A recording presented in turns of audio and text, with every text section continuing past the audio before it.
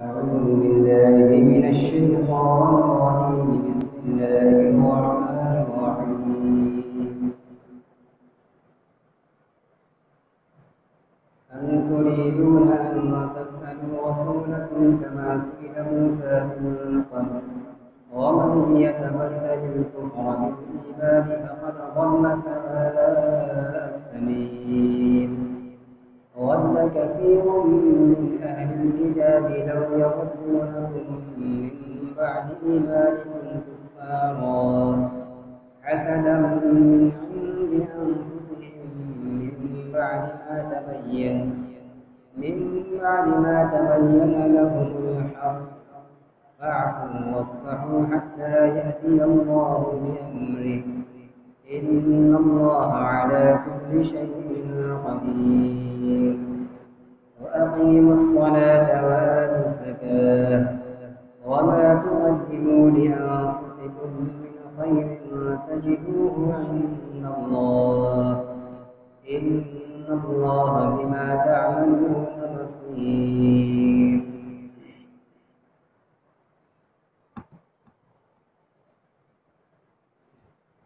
سورہ بقرہ کی ان آیات کے اندر طویل آیات سے پچھلے کئی رکوع سے حضرت موسیٰ علیہ السلام کی قوم بنو اسرائیل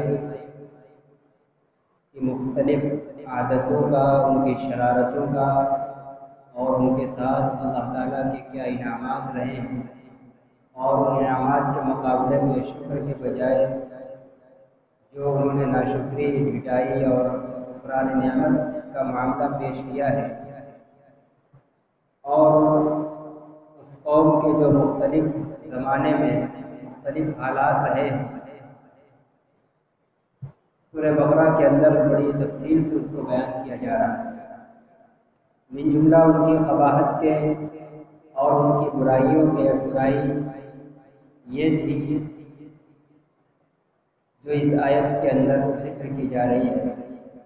کہ وہ موسیٰ علیہ السلام سے خوب الٹے سیدھے سوالات کیا کرتے تھے۔ کبھی مثلاً سوال کیا تھا کہ کھلم کھلا ہم جب تک اپنی آنکھوں سے اللہ کو دیکھیں گے نہیں کہ اللہ ہے کون ہے کیسا، جب تک ہم مانیں گے نہیں۔ اور مختلف طریقے کے ایسے ہی بے سوالات کیا کرتے تھے، اور جب قاتل کا پتہ چلانے کے لیے موسیٰ علیہ السلام سے درخواست کی اور حکم خدا کے مطابق موسیٰ علیہ السلام نے یہ ہدایت دی کہ ایک گائے ذبح کرو،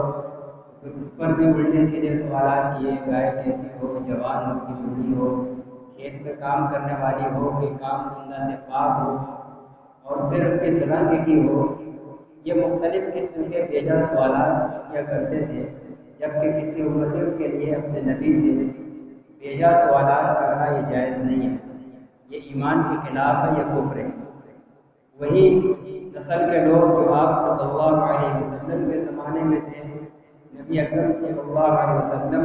کا جب زمانہ آیا، آپ کو نبی بنایا گیا، اور آپ نے جب اپنا پیغام اور اللہ کی دین کی دعوت جب ان کے پاس پیش کی ہے، تو وہی اپنے آباء و اجداد کی عادت کے مطابق جو ان کا رویہ موسیٰ علیہ السلام کے ساتھ رہا ہے، نبی اکرم صلی اللہ علیہ وسلم کے ساتھ بھی ہونے لگا، اور طرح طرح کے سوالات، بیجا سوالات، فالتو سوالات کرنے لگے۔ تو اللہ تعالیٰ یہاں ایک سوال کے انداز میں اور ایک زجر اور ڈانٹ کے طور پر فرما رہے ہیں، ام تريدون ان تسألوا رسولکم، کیا تم چاہتے ہو کہ تم اپنے رسول سے سوالات کرو، بیجا سوال، کما سئل موسیٰ من قبل، جس طرح اس سے پہلے موسیٰ علیہ السلام سے سوالات کیے گئے اللہ کو کھلا کھلا دکھانے کا، اور گائے کے بارے میں طرح طرح کی بیکار کی تفصیلات پوچھنے کا۔ تم اپنے اس نبی سے، نبی احمد صلی اللہ علیہ وسلم سے بھی ویسے ہی بےہودے سوالات کرنا چاہ رہے ہو، جبکہ موسیٰ علیہ السلام سے جو بےہودے سوالات کیے گئے تھے، ان سوالات کے نتیجے میں وہ لوگ مردود قرار دیے گئے، کافر ٹھہرائے گئے تھے، اللہ کی ان پر لعنت برسی تھی۔ تو اس طرح کے بےہودے سوالات اب نبی آخر زمان صلی اللہ علیہ وسلم سے کرو گے تو تمہارا بھی وہی حال ہوگا۔ یہ ایمان نہیں ہے، یہ کفر کے اندر داخل ہو جائے گا۔ وَمَن يَتَبَدَّلِ الْكُفْرَ بِالْإِيمَانِ، اور جو ایمان کے بدلے کفر کو لے لے گا، فقد ضل سواء السبیل، تو یوں سمجھو کہ وہ سیدھے راستے سے بھٹک گیا۔ ایمان یہ ہے کہ نبی کی اطاعت کی جائے، نبی جس کام کا، جس بات کا حکم جس طریقے سے کر دے اس کو بشر و چشم قبول کر لیا جائے، اس کے اندر بیجا بیکار کے اشکالات نہ کیے جائیں اور فالتو و فضول سوالات نہ کیے جائیں، جیسا کہ بعض موقع پر بعض نامسلم صحابہ سے اس طرح کے سوالات صادر ہوئے تو آپ صلی اللہ علیہ وسلم سے غصے کا اظہار فرمایا اور ناگواری کا اظہار فرمایا اور ان کو منع کیا گیا۔ جس طرح حج کے موقع پر جب آپ نے حج کی فرضیت کا اعلان فرمایا تو ایک صحابی حضرت اقرع بن حابس تمیمی رضی اللہ تعالیٰ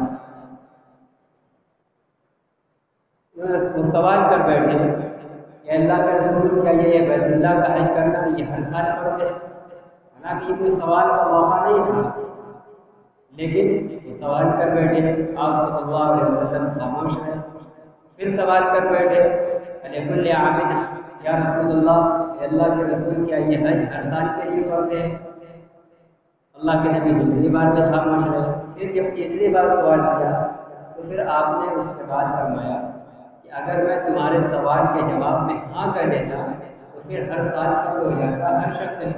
اور تم اس کو نبھا نہ پاتے۔ اسی لیے قرآن نے ایک جگہ منع کیا ہے کہ یا ایھا الذین آمنوا لا تسألوا عن اشیاء ان تبد لکم تسؤکم، اے ایمان والو بہت سی چیزوں کے بارے میں سوالات مت کیا کرو، ان چیزوں کے بارے میں کہ اگر تم کو ان کا جواب پتہ چل جائے تو تمہارے اوپر مشقت آ جائے، تم مشقت میں پڑ جاؤ اور تم ناہوار ہو جائے۔ یہ پوری میں سے تھا، اگر اللہ کے نبی ہاں کر دیتے تو پھر ہر سال کے لیے فرض ہو جاتا۔ اتنی مشقت ہوگی، ایک مرتبہ زندگی میں جانے کے لیے آدمی کتنی مشقت اٹھاتا ہے، ہر سال اگر حج فرض ہو جاتا ایک سے فارغ ہو کر آتا اور فوراً دوسرے کی تیاری میں لگ جاتا۔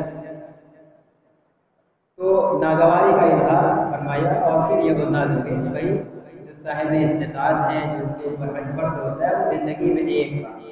اللہ تعالیٰ بندوں کے اوپر مشقت نہیں کرنا چاہتے، اللہ تعالیٰ بندوں کے ساتھ سہولت اور آسانی کا معاملہ کرنا چاہتے ہیں۔ مشقت اور طاقت سے زیادہ کا کسی کو بوجھ دینا یہ اللہ کی عادت نہیں ہے۔ لا یکلف اللہ نفسا الا وسعها، اللہ تعالیٰ کسی نفس کو اتنے ہی کا مکلف بناتا ہے جتنی اس کے بس میں ہے، جتنا وہ کر سکتا ہے۔ تو یہ تو ایک مسلمان کا سوال تھا اور ایک شرعی حکم کے متعلق وہ ضرورت سے آگے کا تھا، اللہ کے نبی نے ناگواری کا اظہار کیا۔ لیکن یہ یہود و نصارہ اس سے آگے بڑھ کر آزمانے کے لیے، وہ تو نبی کو آزمانے کے لیے نہیں تھا، وہ سوال سے بھولے پر ہو گیا تھا۔ جیسے نماز دن بھر میں 5 بار پڑھی جاتی ہے، رمضان کا روزہ ہر سال رکھا جاتا ہے، زکوٰۃ ہر سال دی جاتی ہے، کیا اسی کو سامنے رکھ کر ان کے ذہن کے اندر شاید یہ سوال پیدا ہوا ہوگا کہ رمضان کے روزے کی طرح اور زکوٰۃ کی طرح کیا حج کا بھی ہر سال فرض ہوگا؟ تو ایک بھولے پر کا سوال تھا، لیکن اس پر بھی ناگواری نہیں کی۔ لیکن یہود کے جو سوالات ہوتے ہیں وہ آزمانے کے لیے ہوتے ہیں، وہ جانچ اور آزمائش کے لیے وہ سکھا کر بھیجتے ہیں، جاؤ سے فلاں سوال کرو، جاؤ سے فلاں سوال کرو، آزمانے کے لیے۔ تو اللہ کے نبی اللہ تعالیٰ فرماتے ہیں کیا تم جس طرح موسیٰ علیہ السلام سے سوال کر کے حجت کرتے تھے، اپنے اس رسول پہ محمد صلی اللہ علیہ وسلم کی وہی کرنا چاہتے ہو؟ سن لو، جو ایسا کرے گا نبی کے ساتھ ان کو آزمانے کے لیے یا ان کو پھنسانے کے لیے نعوذ باللہ اس طرح کے سوالات، بیجا سوالات کرے گا، وہ کفر ہوگا۔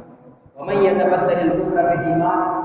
اور جو ایمان کے بدلے کفر لے لے، پہلے سے مومن رہا ہو اگر وہ دوسرے نبی پر ایمان رکھنے والا ہو،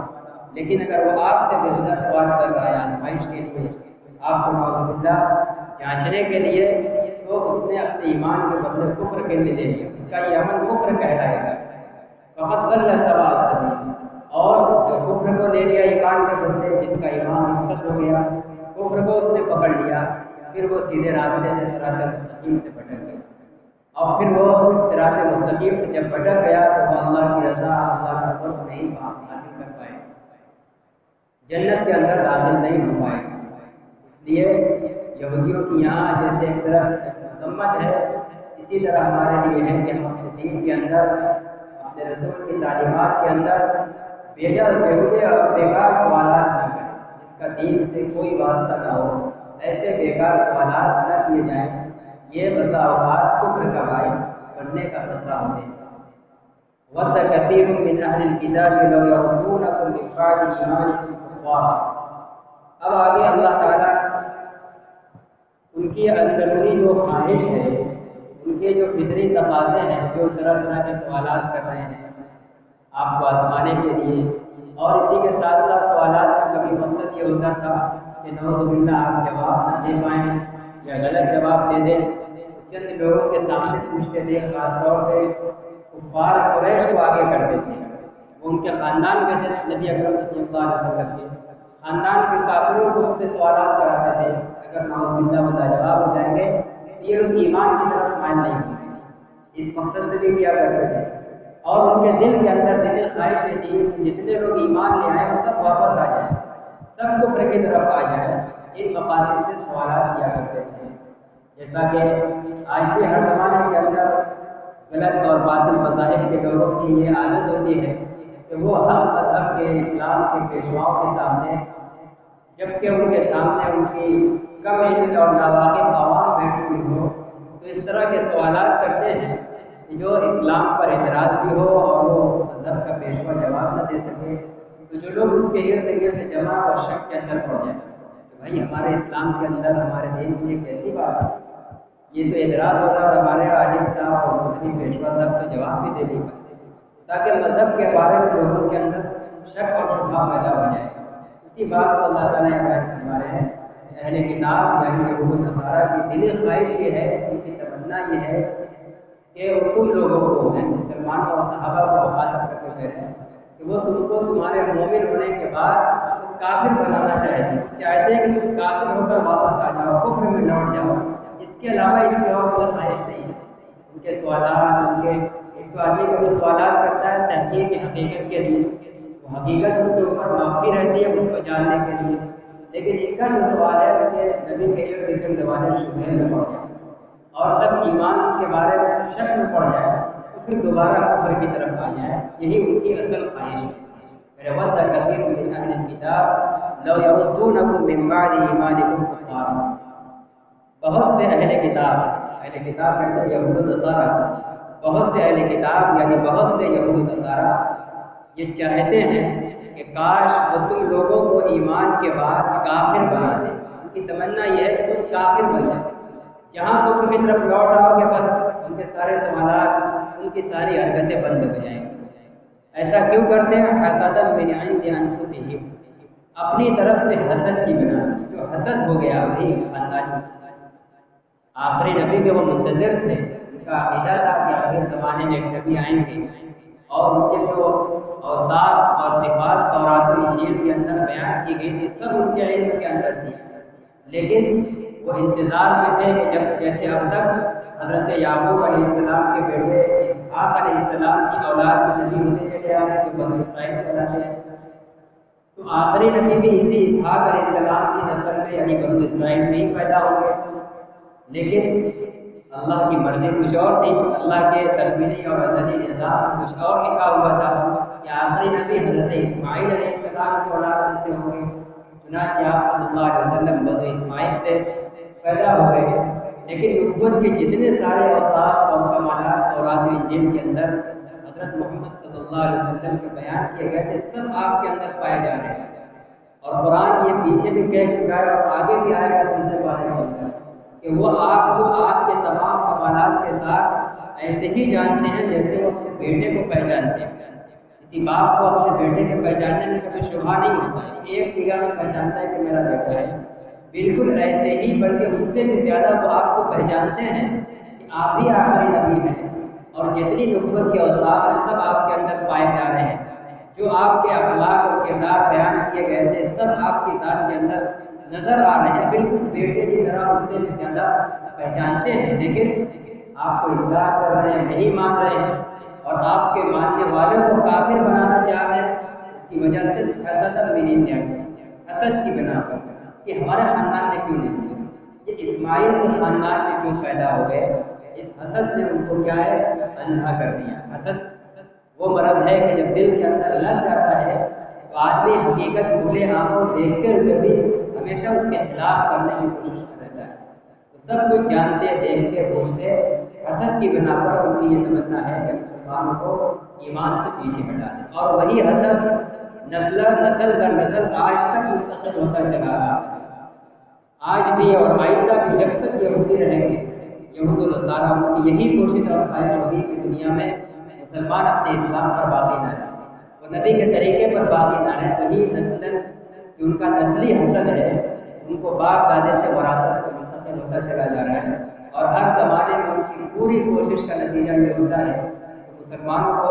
حضرت محمد صلی اللہ علیہ وسلم سے کاٹ دیا جائے، دور کر دیا جائے۔ تو اس کی وجہ ان کا حسد ہے۔ چنانچہ یہود کے بہت سے علماء اپنے علم کے مطابق آپ صلی اللہ علیہ وسلم پر ایمان لائے، جیسے عبداللہ ابن سلام رضی اللہ تعالیٰ عنہ۔ ایک عالم تھے ابن سوریہ، یہ ایمان نہیں لائے۔ آپ صلی اللہ علیہ وسلم نے ایک مرتبہ ان سے وقت لیا اور بالکل تنہائی میں بات کرنے کی کوشش کی، انہوں نے وقت دیا اور بالکل تنہائی میں صرف وہ یہودی عالم ابن سوریہ تھے اور آپ صلی اللہ علیہ وسلم سے تیسرا کوئی اور نہیں۔ بالکل تنہائی کے ملاقات میں آپ نے قسم دے کر ان کو پوچھا کہ قسم کھا کر بتاؤ جس نبی کا تمہارے تورات و انجیل کے اندر تذکرہ کیا گیا ہے اور جو اس کے اوصاف بیان کیے گئے، کیا میں وہ نہیں ہوں؟ انہوں نے قسم کھا کر کہا کہ آپ وہی ہیں، وہی آخری نبی ہے جس کا تورات کے اندر تذکرہ ہے۔ کافر ایمان کیوں نہیں لاتے؟ آپ ہمارے خاندان میں نہیں ہیں۔ وہی خاندانی حسد نے ان کو اندھا بنا رکھا تھا، اور جو یہود کے عالم تھے حسد کے ساتھ ساتھ دوسری چیز ان کی چودراہٹ کہ اگر ہم ان کو مان لیں گے تو ہمیں ان کے ساتھ اور چلنا پڑے گا۔ اب اپنی قوم میں ہم بڑے بنے ہوئے ہیں، لوگوں کو پیشوا بنے ہوئے تھے، ان کو کچھ بھاگ دوڑ کرنی نہیں پڑتی تھی، لوگوں کے من کے مطابق آیتیں گڑبڑ کر بتا دیتے تھے، ان کو خوش کرنے کے لیے ان کے مطابق مسئلہ بتاتے تھے، ان کو موٹی رقمیں ملتی تھی۔ یہ سارا سلسلہ بند ہو جائے گا، ان سب اپنی جان اپنے مال کا یہ راستہ بند ہو جائے گا، اور دوسری چیز خاندانی حسد، اس بنیاد پر وہ آپ پر ایمان نہیں آتا۔ قسم کھا کر کہہ رہے ہیں کہ آپ وہی ہیں، لیکن پھر بھی ایمان نہیں لا رہے۔ یہ حسد وہ چیز ہے جب لگ جاتا ہے دل کے اندر تو بالکل اس کو گن کی طرح کھا جاتا ہے۔ فرماتے ہیں کہ یہ یہود میں سے بہت سے لوگ یہ چاہتے ہیں کہ تم لوگوں کو تمہارے مومن ہونے کے بعد تم دوبارہ کافر بنا دو۔ کیوں ایسا چاہتے ہیں؟ اپنی طرف سے حسد کی بنا من بعد ما تبین لهم الحق، اور یہ جو حسد کی بنیاد پر کفر کی طرف تم کو واپس لانا چاہتے ہیں، ایسا نہیں کہ وہ جہالت کے تاریکی میں ہے یا اندھیرے میں اس لیے ان کو پتہ نہیں چل رہا ایسا کر رہے ہیں، کہہ رہے نہیں، ان کے سامنے حق واضح ہونے کے بعد پتہ ہے ان کو کہ حق یہی ہے، لیکن اس کے باوجود محض حسد اور اپنی چودراہٹ حاصل کرنے کے لیے تم کو کافر بنانا چاہتے ہیں۔ من بعد ما تبین لهم الحق، اللہ فرماتے ہیں کہ یہ جو کافر بنانا چاہتے ہیں حسد کی بنا پر، حق ان کے سامنے واضح ہونے کے باوجود حق اور سچائی ایسا نہیں کہ ان پر مخفی ہے، وہ جہالت کی بنا پر ایسا کر رہے ہیں، بالکل حقانیت واضح ہونے کے باوجود جان بوجھ کر ایسا کر رہے ہیں۔ فاعفوا واصفحوا، اللہ تعالیٰ مسلمانوں کو فرمانے کہ تم ان سے درگزر کرو، فاعفوا ان کو معاف کرو، وہ جو الٹا سیدھا کر رہے ہیں، لگا رہے ہیں، ملا رہے ہیں، تکلیفیں پہنچا رہے ہیں، سازشیں کر رہے ہیں، سب کو معاف کرو، واصفحوا، اور ان سے درگزر کرو، اور ان سے مت کرو، ان کی ہر باتوں کا جواب کے چکر میں مت دو، ان کی سنی انسنی کرو، اس کو درگزر کرو، حتیٰ یأتی اللہ بأمرہ، یہاں تک کہ اللہ اپنا فیصلہ دے، اللہ کے فیصلے آنے تک ان کا انتظار کرو۔ اللہ کا فیصلہ کیا ہے؟ اگر وہ اپنی اسی عناد اور حسد پر ڈٹے رہیں گے، آپ کو تسلیم نہیں کریں گے، انکار کریں گے اور ماننے والوں کو بھی ہٹانے کی کوشش میں لگے رہیں گے، تو بالآخر اللہ کے اوپر لعنت اور عذاب آئے گا۔ اللہ کا یہ فیصلہ عذاب کا آنے کا جب تک نہیں آ جاتا ہے، تم اپنی طرف سے کوئی سزا ان کے لیے تجویز مت کرو، ان کو درگزر کرتے رہو، ان کی کہیں انسنی کرتے رہو۔ ان اللہ علی کل شیء قدیر، بلا شبہ اللہ تعالیٰ ہر چیز پر قادر ہے۔ کائنات کا کوئی بھی ذرہ ایسا نہیں ہے جو اللہ کی قدرت سے باہر ہے۔ اللہ کے کائنات کی تمام چیزوں میں یہ لوگ بھی ہیں اور ان کی شرارتیں بھی ہیں، اللہ تعالیٰ ان کو پکڑنے پر بھی قادر ہے۔ لہٰذا تم لوگ اس کے چکر میں تو تم اپنے ایمان اور اعمال اور ایمان کو پھیلانے میں اپنی باتوں کو کہنے میں لگے رہو، ان کو سزا دینے اور ان سے مقابلہ کرنے جواب دینے کے چکر میں رہو، یہ اللہ کے ذمہ ہے۔ اگر یہ اسی کو ڈٹے رہیں گے تو عذاب آئے۔ ان اللہ علی کل شیء قدیر، بلا شبہ اللہ تعالیٰ ہر چیز پر قادر ہے۔ وَأَقِیمُوا الصَّلَاةَ وَآتُوا الزَّکَاةَ، اور پھر لوگوں کو خاص مسلمانوں کو تنبیہ فرما رہے ہیں کہ ان کی کہی اور ان کی سنی انسنی کرو، درگزر کرو، اور ساتھ ہی ساتھ پابندی کے ساتھ نماز پڑھتے رہو۔ وَأَقِیمُوا الصَّلَاةَ، اور پابندی کے ساتھ نماز پڑھتے رہو، وَآتُوا الزَّکَاةَ، اور زکوٰۃ دیتے رہو۔ وَمَا تُقَدِّمُوا لِأَنفُسِکُم مِّن خَیْرٍ، اور جو کچھ بھی نیکی اور بھلائی کا کام تم اپنے لیے آگے پیش کرو گے، جو کچھ بھی بھلائی اور نیکی اپنے لیے کرو گے، فَتَجِدُوهُ عِندَ اللَّهِ، تم اس کا بدلہ اللہ کے ضرور پاؤ گے۔ جو بھی چھوٹی بڑی فرائض کی، واجبات کی، نوافل کی کسی بھی شکل میں، اللہ فرما رہے ہیں کوئی بھی معمولی سے معمولی اگر تم نیکی بھی کرو گے تو تم اللہ کے یہاں اس کا بدلہ ضرور پاؤ گے۔ اے مسلمانوں، تمہاری کوئی بھی معمولی سی اور چھوٹی سی نیکی بھی اللہ کے یہاں ضائع اور برباد ہونے والی نہیں ہے۔ اس لیے ان کو بات پہنچاؤ اور ان کے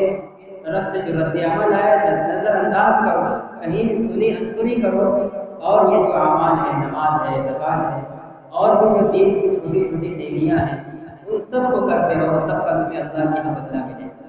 ان اللہ بما تعملون بصیر، بلا شبہ اللہ تعالیٰ تمہارے اعمال کو دیکھ رہے ہیں، چھوٹا ہو بڑا، بعض وقت کا بہت معمولی ہوتا ہے، ہم بھول جاتے ہیں اور ہمارا ذہن بھی نہیں جاتا کہ یہ کوئی نیکی ہے۔ مطلب راستہ چڑھتے ہوئے کوئی کیلے کا چھلکا تھا، بنا کسی تکلف سے ایک پیر مار کے اس کو کنارے کر دیا، کوئی کانٹا تھا، کوئی ڈھیلا تھا جو تکلیف پہنچا سکتا تھا، اور بھی کوئی اس سے بھی معمولی ہوتی ہے جہاں آدمی کر کے گزر جاتا ہے، اس کو کبھی خیال بھی نہیں آتا کہ ہم نے کوئی نیکی کی ہے۔ فرماتے ہیں کہ اللہ تعالیٰ تمہارے سب ایسے چھوٹے بڑے سب کاموں کو دیکھ رہا ہے، سب اس کے علم اور نگاہ میں ہے۔ اب ہماری نگاہ میں وہ ہے یا نہ ہے، لیکن اللہ کی نگاہ میں ہے، اور جب اس کی یہاں نگاہ میں ہے، محفوظ ہے، تو سب کا تم کو بدلہ ملے گا، کوئی معمولی سی نیکی ملائے گا اور نگاہ نہیں جائے گی۔ اللہ تعالیٰ ہم سب کو ان ہدایات پر کہنے اور سننے سے زیادہ عمل کی توفیق عطا فرمائے۔ وآخر دعوانا الحمد للہ۔